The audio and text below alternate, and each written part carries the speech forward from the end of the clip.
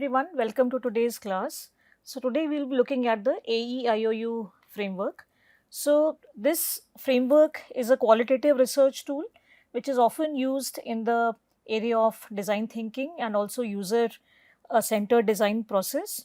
And this is the framework where it helps us to structure and gather our insights. So each of these alphabets stands for something important. So we can see that A here stands for activities, E environments, I interaction, O object, and U stands for users. So now each of these elements, activities, environments, and so on.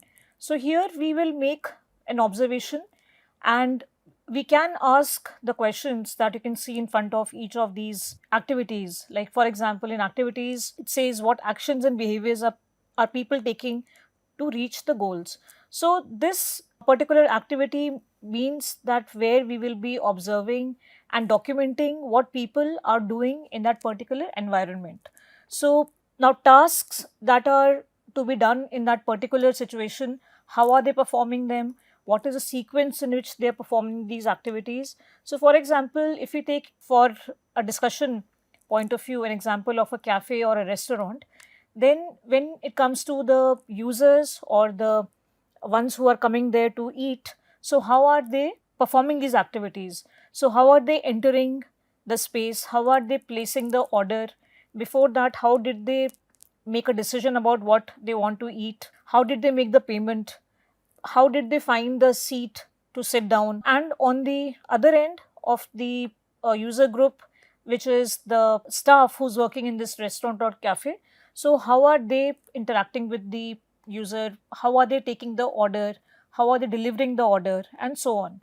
So this is the particular step wherein after observation in this given example, we may make the observation that customers are taking a lot of time deciding what they want to eat. And maybe it is because the menu is not giving them the idea about the ingredients that go into the particular dish. So that means that can give us the feedback that maybe our menu should have more explicit information regarding the items that are going into making the particular food product, so that the user can make an informed decision, and that too quickly, because we have noticed that they are taking a lot of time placing the order and deciding what to eat. When it comes to environment, it is the space that we are dealing with. So in the same example, how is the layout of the space? Where is the furniture placed? And in this physical layout space, are there enough furniture for a small group, for a large group? Can the furniture be combined to accommodate a larger group? So these are the observations that we will make. Then other factors which are also governing whether this environment is positive for the activity that we're performing there or not. So such as lighting. Is the lighting too harsh? Is it too dim? The sound, is it too noisy? And is the sound echoing, or whether it is being absorbed? So all of those things, they make up this environment of the space. And next we have the interactions, where we deal with what kind of interactions are people having. So customer staff interactions, how are they both interacting with each other when they are ordering the food or when they are asking for assistance, and also the interaction between other customers. So if there is a group of friends, how are they interacting, small, large groups? So all of those also give us insights that maybe they are causing some disturbance. So where should the larger group be placed, and so on. Now the next is our object. So object are all the tangible items that are present in this space, in this environment. So we have trays, we have tables, utensils, and any other technology related item, like maybe the menu ordering kiosk. The cafe has a provision of that. So then we get to make observations like whether the tray is too small to fit all the items. So this may need some kind of a design intervention here. And finally, we have the users for you, wherein this is the people who are involved in this particular situation. So this also includes their behavior, their needs, and the goals. So are their needs getting fulfilled? Are they achieving their goals? How are they behaving in the space they are sitting in? So for example, some people are coming with small children and the standard table chair arrangement may not be anthropometrically correct for them. So maybe they need a higher chair for the child so that they can feed them and the child can also participate with the entire team that has come there. So all of these, when we put together this information, all of our insights, so then we will begin to see some patterns. So this is an example here where we have these 5 columns and we have categorized our observations under each of the heads of AEIOU. And this observation may be based on, say for example, one customer, that how is the customer behaving or what kind of struggles they are facing. Have they come there to do some work or they have just come to have a little bit of a snack with a friend? So these situations will vary depending on the kind of activity they are performing and also depending on the time of day when they are visiting. Because during peak hours, we may notice during our observation that there is a long queue which is forming and it is disturbing the people who are sitting. So that will in turn advise us or inform us that we have to change the layout so that the queue does not hinder the experience of people who are having the food there. So now we will start to see these patterns depending on when we are making these observations. So it is important to take these observations during different times of the day as well, when there is a peak rush, when there is scanty attendance in the cafe. So they will tell us a lot of this information, and then once these patterns start to emerge, we will know that where our intervention is required. So the AEIOU framework can also be used for a design process. So now here in this example, we can see that this shows this inverted pyramid, that how do we evaluate the ideas. And we have seen in the previous lectures that we have to generate a lot of ideas. We saw the divergent process, that how it allows us to come up with multiple ideas, and then of course we have to filter them through a certain process so that we can reach to the final solution. And ideas are important to generate because then the number of solutions that we may come up with, it will help us take a better call because we will not be stuck in one thought process. But when it comes to the evaluation of the ideas, it is important to also note that how do we judge or evaluate these ideas, because the ideas may vary drastically.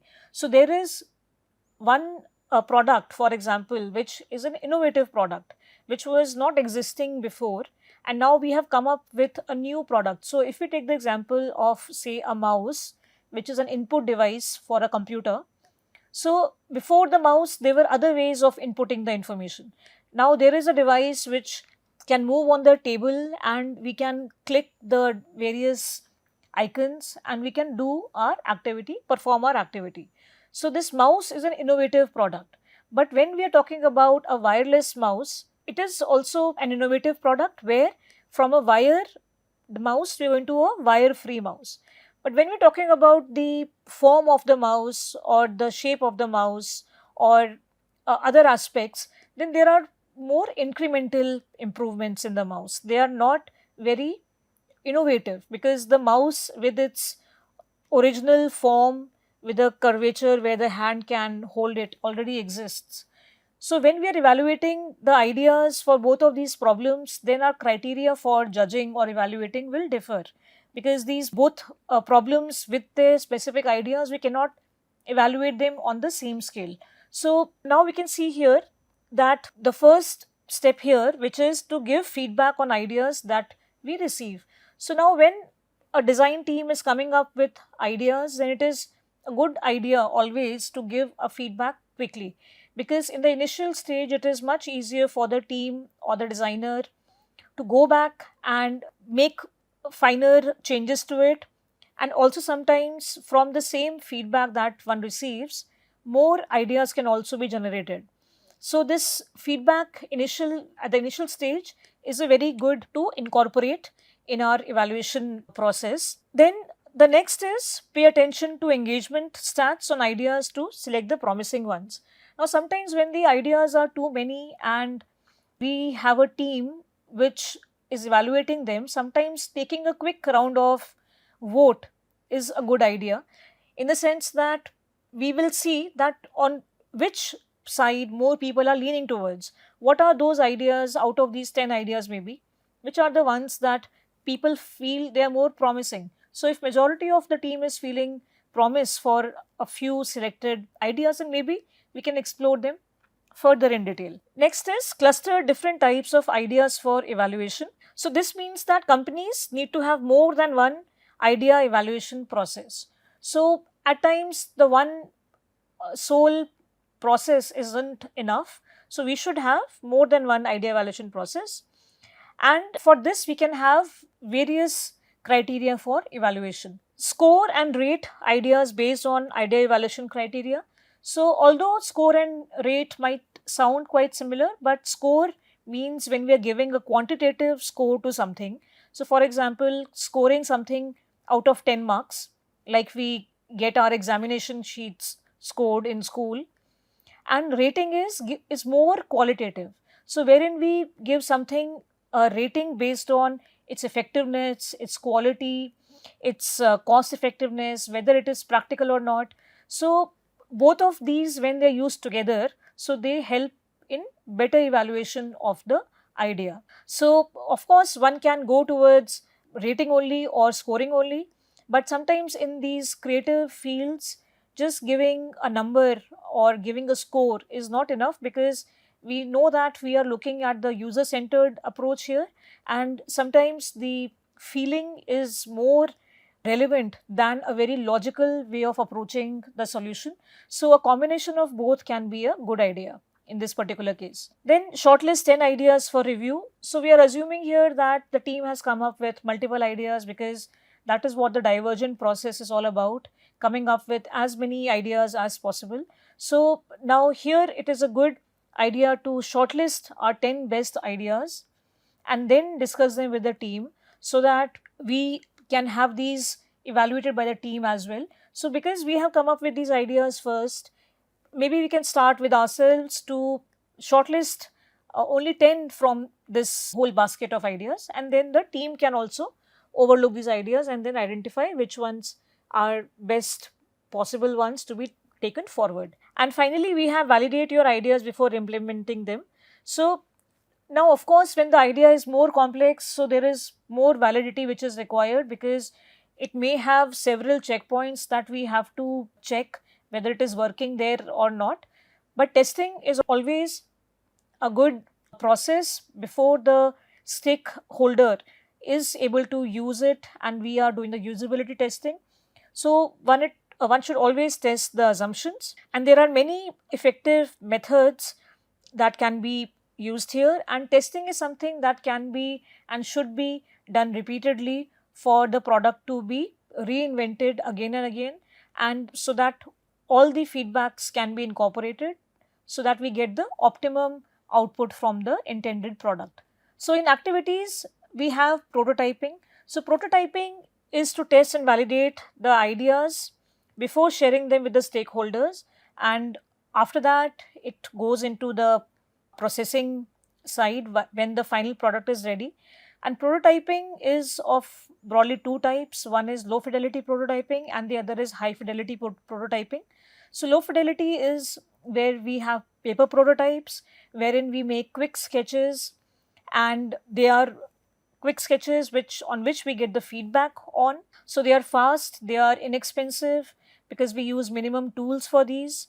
They help in the team building because anyone can perform and contribute to this exercise, and also they are a good source of documentation.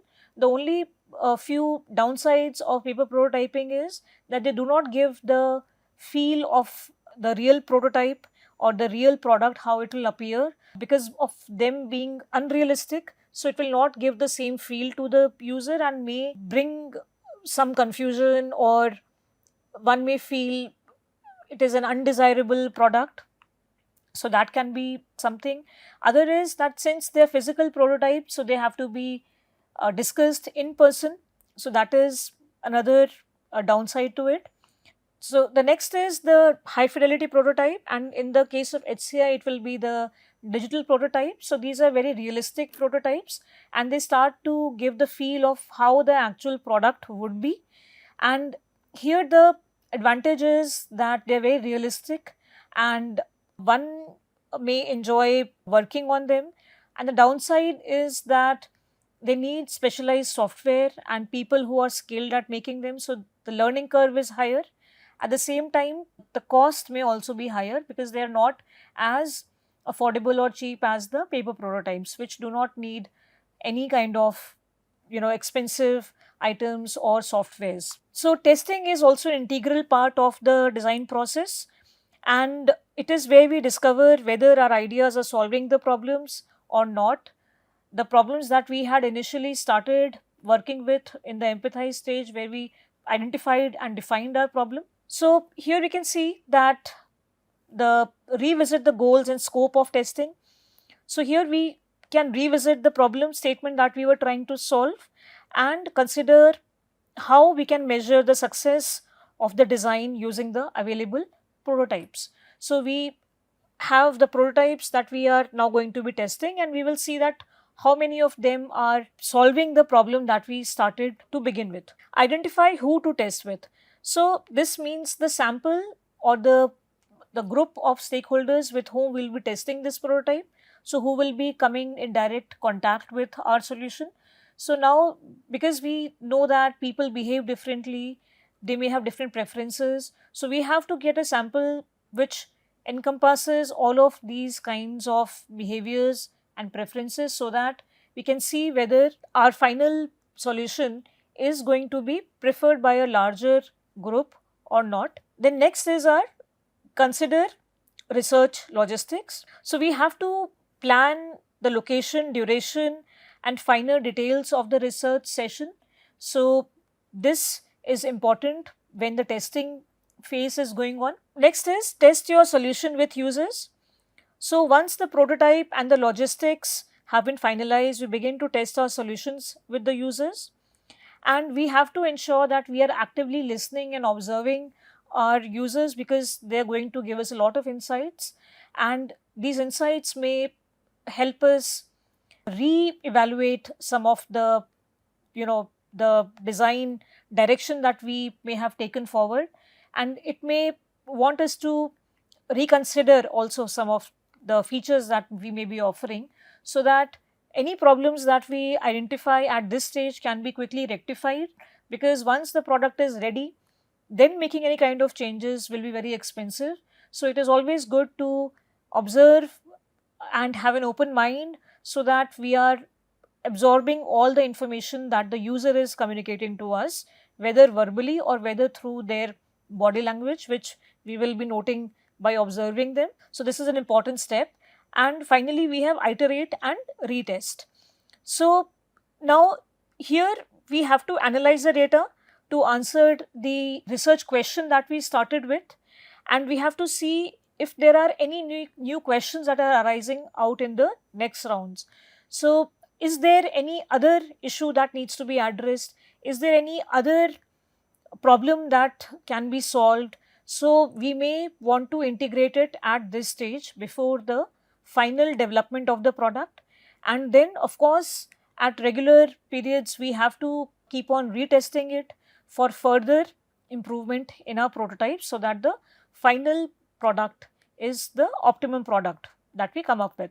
Now when it comes to decision making, there are several ways in which we can arrive at a decision, and two ways to do that are the decision centered approach and the human centered approach. So decision centered approach is a more logical approach.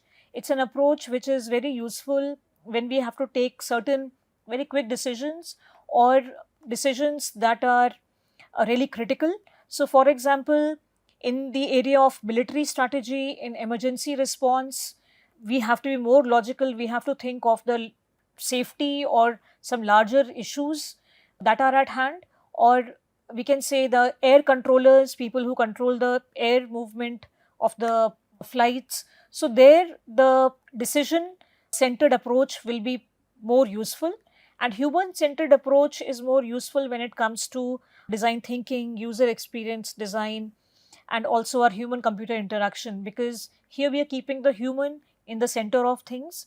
So depending on the problem and the research question that we have, we may use either of these two methods for decision making. Now coming to the next, which is the E environments. So collaborative workspaces are really important when it comes to design thinking and any process that involves design, because it allows the team to interact and collaborate and come up with better solutions.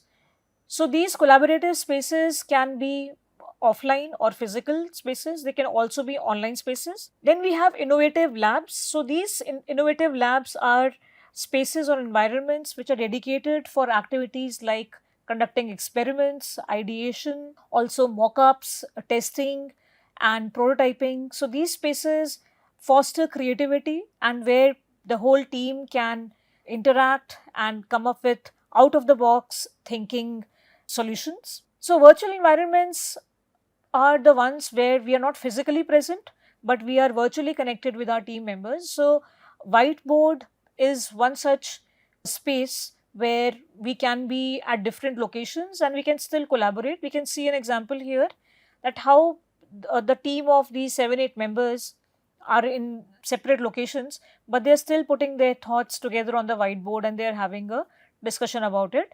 And then we have team meetings, which have given rise to now this trend of having hybrid meetings, wherein just because somebody is not physically available, we still can have a meeting, so they can join virtually. So this is also a way to interact and come up with ideas and decision making, and all these activities can take place during these meetings here. Now, when it comes to interaction, so here the stakeholder meetings becomes very important, because as we have seen in the previous lectures also, that how the whole stakeholder is community is important because they have some vested interest in our project. So somehow directly or indirectly the project is going to impact this group of people. So that is why the stakeholder meetings become very important. So one way to map the stakeholders, that so there may be a big group of stakeholders, but who is more important, who is less important, who needs to be kept in touch with our activities, who is not required to be directly in touch with our activities. So to determine that, to know that hierarchy of our stakeholders, so this process of power versus interest mapping is a good exercise to do, where we can map our stakeholders. So we can see that manage closely is the group of stakeholders who probably are investing in our project, or without whose permission the project will not take off. So we have to keep these people informed about our update regularly. They have to be kept in the loop at all times. So they have high interest and they of course have high power. Then we have the next group, which is the keep satisfied group. So this group is maybe somebody who has invested in our startup. So now they are, of course, they have power, but they may not have that much of an interest. They may not want to get a feedback on a daily basis or everyday activities, but they will be interested in the outcome of the project. The next group is the keep informed group. So this group has high interest, but this group may not have a lot of power or a lot of say in the design process. So this group is the end user or the customer, so wherein the output is really relevant because it will solve some of the challenges that they are facing, but they may not have a lot of say in the whole process. The team may contact them as required to take their feedback, but they may not be kept in the loop at all times. And finally, we have the monitor group. So now this group is somebody who is initially not really interested in the project because it doesn't impact them directly, but over time they may get interested in the project. So the team needs to keep them also in the loop somewhat, and because they may change their stance from not being interested to interested. So these are the 4 groups in the stakeholder mapping, and then we can map all these people onto these quadrants so that we know that who needs to be kept in touch and who we can somewhat keep in touch. So user feedbacks is highly important, because we know that we are starting with a research problem, we have defined our problem, and we need the feedback of the user on our prototype or our development that we are working on. And sometimes the user may not be able to communicate very well with the designer because they are not well versed in the design language. So the designer has to decipher what is it that the user or the client wants. So they may use terminologies which may be very different from the designer's design language, but that is one task the designer has to do. And also, when they are communicating with the client, when they are offering their solution, how are they communicating or pitching their idea to the client also becomes very important, because the client should be able to understand what the designer is saying. So this gap needs to be closed between them. Prototypes, so this comes under objects, and we have already seen the two types of prototypes, the low fidelity and the high fidelity prototypes. Then we have the evaluation tools. So now this card sorting method is very important when it comes to the design and layout of, say, a website or an application or even a physical product like, say, a brochure.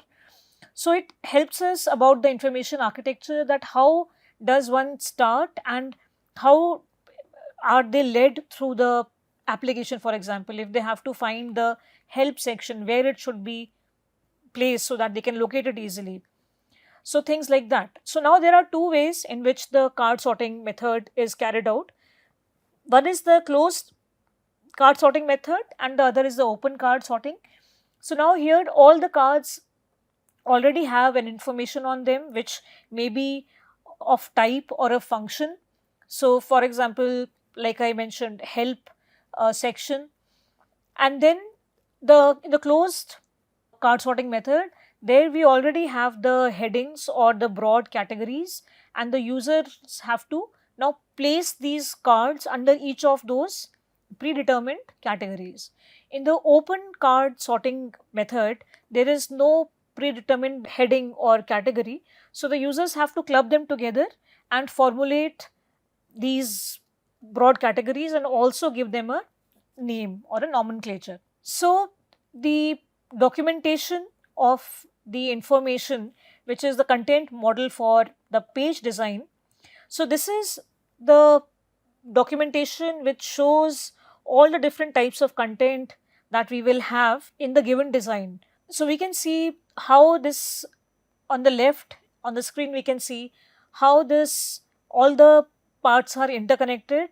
So it gives a good information to the designer that whether all the text, media and the design, is everything accommodated on our page or not. So if there has to be a chat assistance, so how and where it will be placed, how will it be accessed, if there is some other kind of search bar, how is the how are the options being visible, made visible to the user. So all of those things one can see on this particular content model. So of course, users are for whom we are designing, for whom we are doing all of this activities that we have so far, because we are keeping the users in the center of the entire process. And the users are made up of team members, even the end users. And how this chain continues, you can see here that we are looking to wow the user. At the same time, we are looking into their concerns, if the users have any concerns, and then we are again observing how they are liking or not liking something, and then again this whole chain continues. So users make up the integral part of the design process, and also the stakeholders are also users. We have discussed earlier also. We had also discussed this in one of the earlier lectures when we were discussing the empathize stage, that how the different stakeholders are really integral to the design process, because each of them is contributing to the information and the knowledge that we are gathering. So now what do we do after we complete the AEIOU framework? So now is the time when we will be synthesizing or we will be analyzing our information, and we can do it in several ways. So thematic analysis is a process where we are putting our observations under certain themes. So we will see that some themes will be emerging out of the data that we have collected. Also, affinity diagrams are a good tool, and also mapping the relations between insights that we have collected. And we are also identifying the pain points, we are identifying the key problems, we are determining the priorities of problems, and we are then going to be creating personas and scenarios. Personas are fictitious characters, and scenarios are also hypothetical scenarios. So then this is going to help us identify all of these points that are listed here. So with this, we will come to the end of today's class. I will see you in the next lecture.